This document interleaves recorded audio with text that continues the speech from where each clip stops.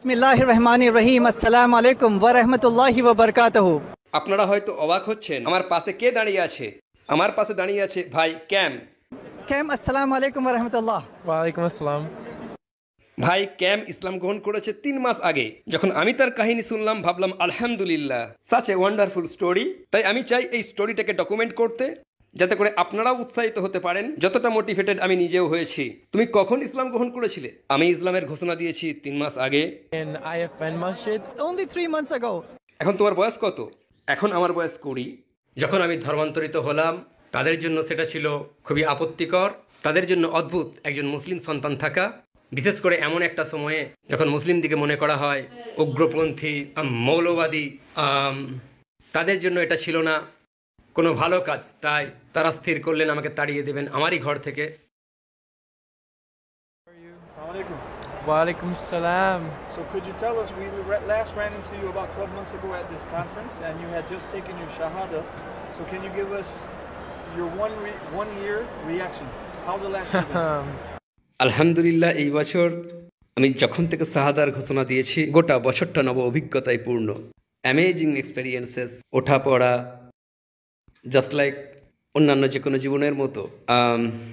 এটা ছিল একটা অভিযান সীমাহীন জ্ঞান অর্জনের, সীমাহীন শিক্ষার, জ্ঞানের অন্বেষণে রত থাকা, সত্যের খোঁজে থাকা, উন্নত করার চেষ্টা করা আমার জীবনযাপন পদ্ধতি, অপরের সাথে কীরকম ব্যবহার হবে, অন্যের সাথে ইন্টারাক্ট কীভাবে করব, সুন্দর সম্পর্কটা কীরকম হবে আমার পরিবারের সাথে, আমার বন্ধুদের সাথে। Give us a specific example of how maybe taking Shahada, becoming Muslim, has impacted you in the way you look at others and the way you treat others.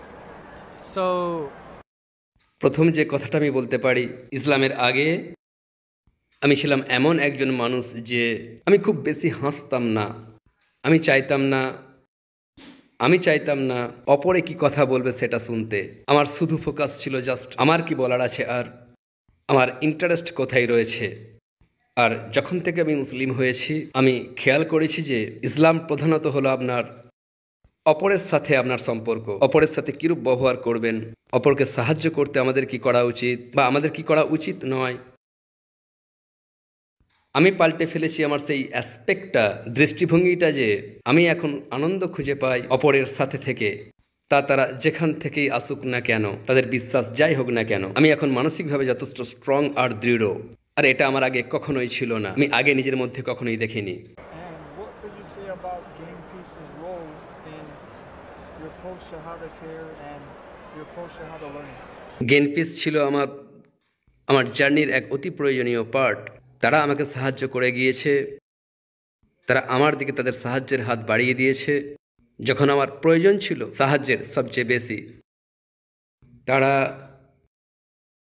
আসলে এটা এক অতি উত্তম সাপোর্ট সিস্টেম আমার মতো সেসব লোকেদের জন্য যারা যাচ্ছে এমন এক জটিল অবস্থার মধ্য দিয়ে, আর তারাই দেখতে পাচ্ছে সাহায্যের হাত গেইন পিস থেকে।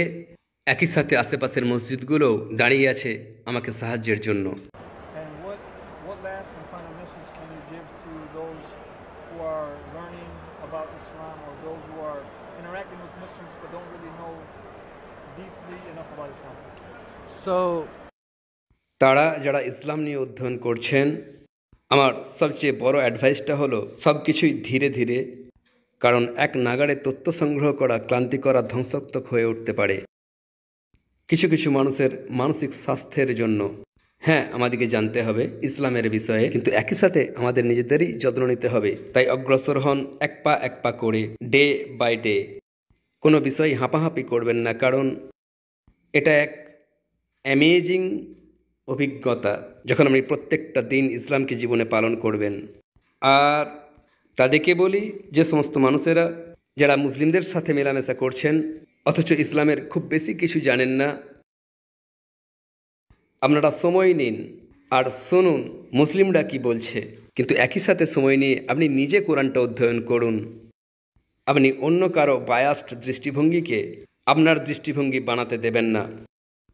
Educate yourself.